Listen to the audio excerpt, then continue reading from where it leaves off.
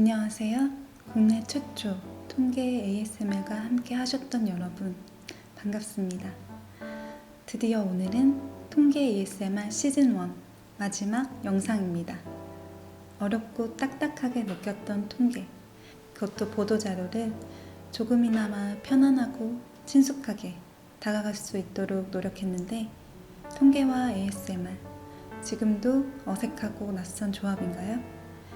여러분의 일상 속 작은 위로가 되고픈 통계 ASMR. 오늘 들려드릴 이야기의 주제는 통계 현장 조사 수기 중 부릉, 다시 한번 부릉부릉 달려간다인데요. 어떤 내용일지 함께 귀 기울여 주세요. 그럼 시작합니다.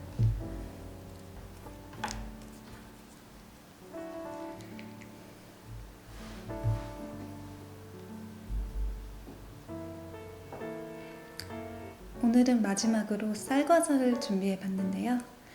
사실 1회 때 쌀과자 ASMR을 했었는데 1회가 통으로 날아가 버리는 바람에 여러분들에게 보여드리지는 못했습니다. 그 당시에 떨렸던 기억을 더듬어 쌀과자를 한번 먹어보겠습니다.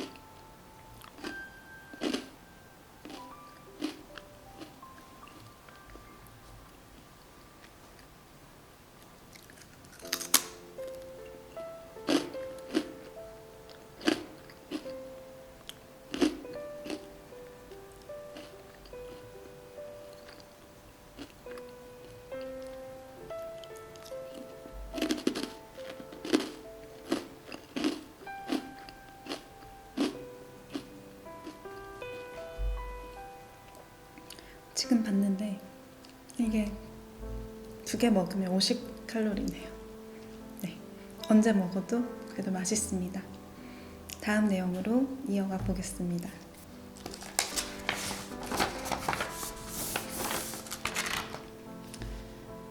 부릉, 다시 한번 부릉부릉 달려간다.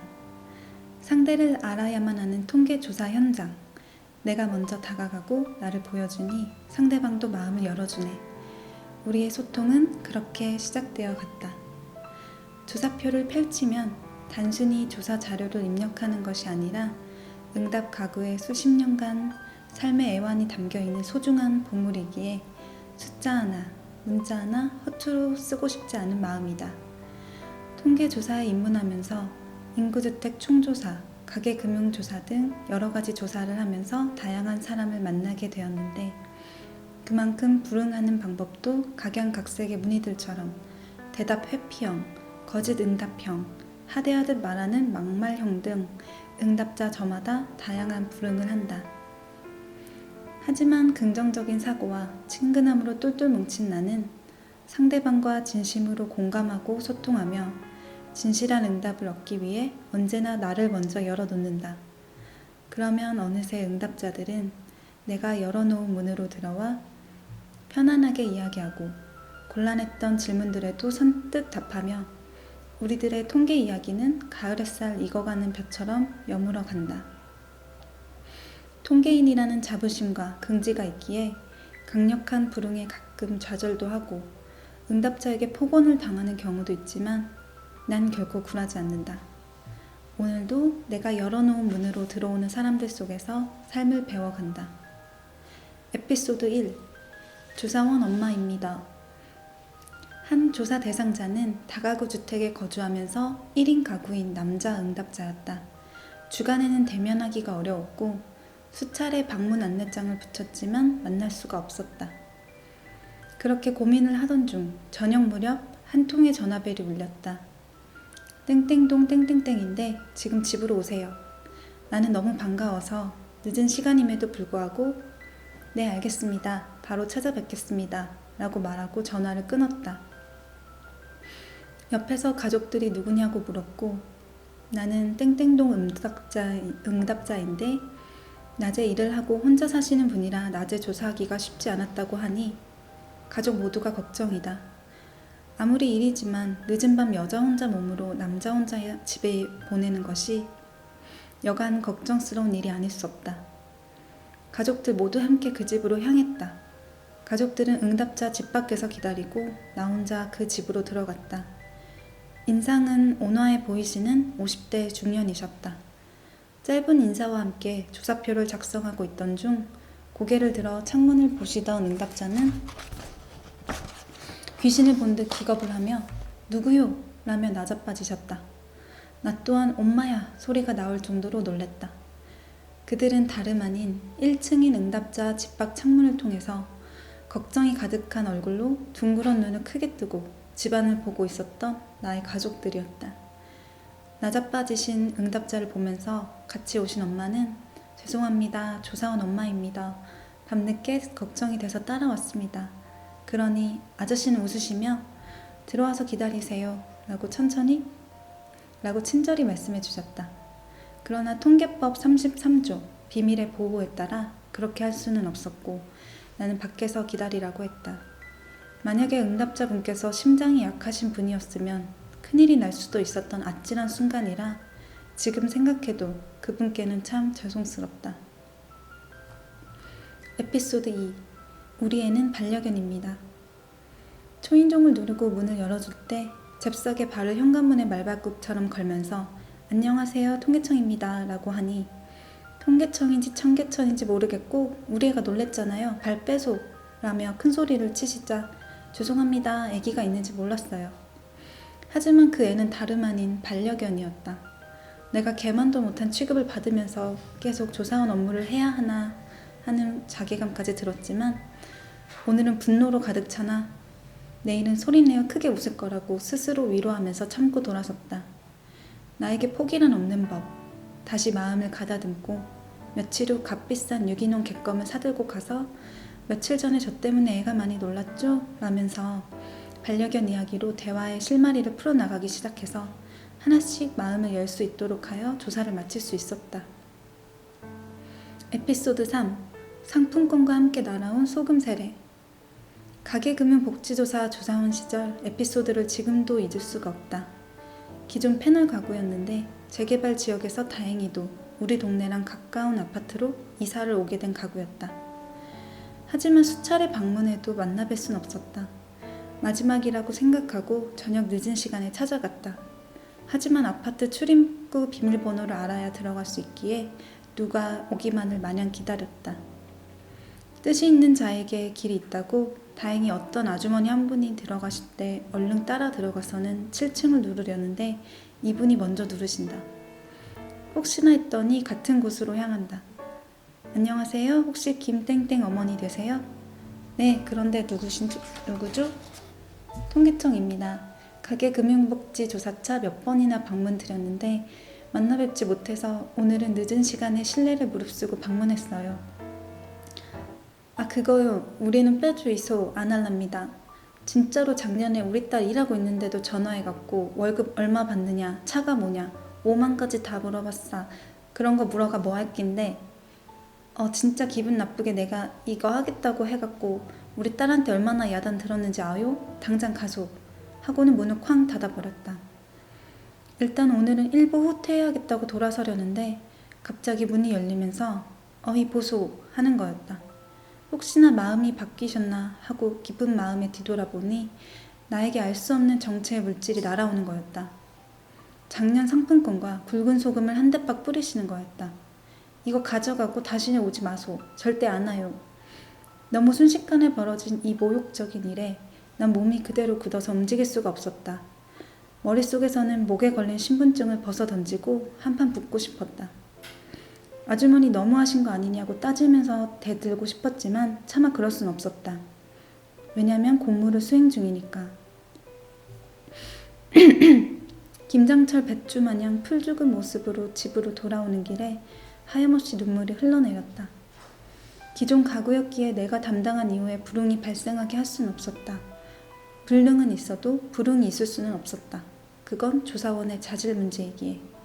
자존심이고 뭐고 소금 세례 맞은 날 이후로 나는 오기가 생겼고 이 가구의 실질적 가구주는 딸이라는 것을 알고 그 딸을 설득하기로 결심했다.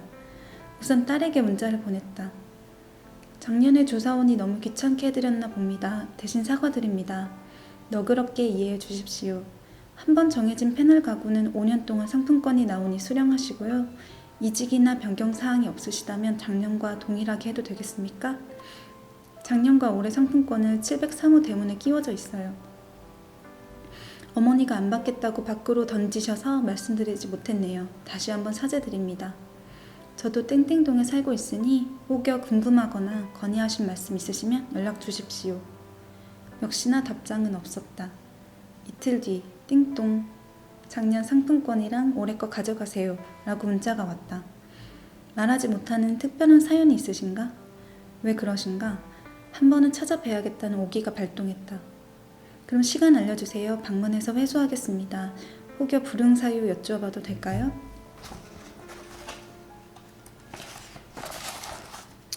조사한다고 삶이 좋아지는 것도 없고 처음 할 때 5년 동안 할 거라 했으면 처음부터 안 했어요. 제 주변 사람들한테 물어보니 이런 조사 처음 듣는다고. 제가 세금 납부를 안 한 것도 아니고 월급, 집, 차, 보험, 은행 예금 얼마인지 왜 말해줘야 하는지 모르겠어요. 나중에 연락드릴게요. 라고 문자가 왔다. 이대로 물러설 수 없다는 생각에 답장을 보냈다.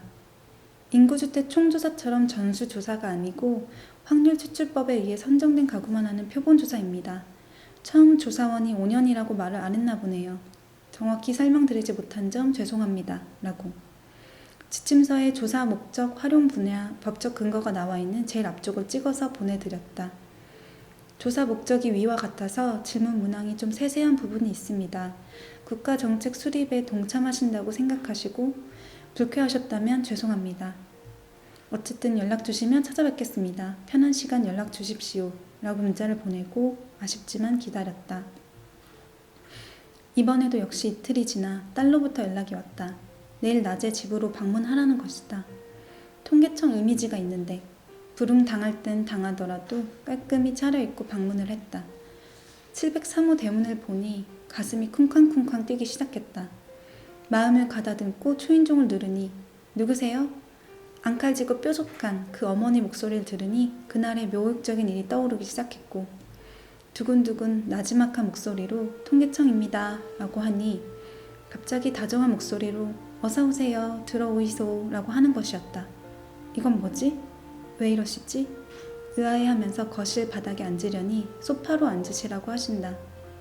그날 밤 소금을 뿌리시던 마귀 할멈은 온데간데 없이 어찌 교양 있는 사모님으로 변신한 것일까? 시원한 음료와 수수 부꾸미까지 직접 구워서 내오시면서 배까지 깎고 계신다. 그날 너무 미안했다면서. 따님 왈, 전에 분처럼 우리 사정은 생각지도 않고 전화로 조사를 다 하려는 조사원처럼 보이지 않는 점, 집에 와서 엄마한테 소금 세례까지 받고도 끝까지 포기하지 않고 응답자의 마음이 열릴 때까지 설득하면서 기다려준 점이 고마워서 다시 하자고 마음이 바뀌었다라고 말씀하셨다. 그리고 내년 조사에도 내가 오면 좋겠다고 하신다. 다른 사람이면 응답 안 해주신다며 농담까지 하신다. 아, 고생 끝에 낙이 온다고 그랬던가? 내가 이 맛, 이 성취감에 중독되어 통계 조사를 하려나 보다. 여러 가지 통계 조사를 하다 보면 다양한 사람을 만나게 되지만 그만큼 불응하는 방법도 각양각색이다. 대답 회피형, 거짓 응답형, 하대하듯 말하는 막말형 등 저마다 무늬들처럼 각자 다양하다. 하지만 나는 긍정적인 사고방식과 친근함으로 상대방과 진심으로 공감하고 소통하며 진실한 응답이 나올 수 있게 나의 것을 먼저 열어놓는다. 그러면 대부분의 응답자들은 내가 열어놓은 그 문으로 들어와서 편하게 이야기하고 물어보기 곤란했던 질문들에 대한 것들도 스스로 알아서 응하여 주신다. 서로의 마음이 통하고 전달되었을 때 신뢰할 수 있는 통계가 생산된다고 생각한다. 불응으로 인해 가끔 좌절감을 느끼고 가구에서 욕을 먹는 일도 있지만 통계인이라는 자부심과 긍지로 결코 굴하지 않는다. 나는 오늘도 많은 응답자를 만나고 현장에서 인생을 배워가고 있다.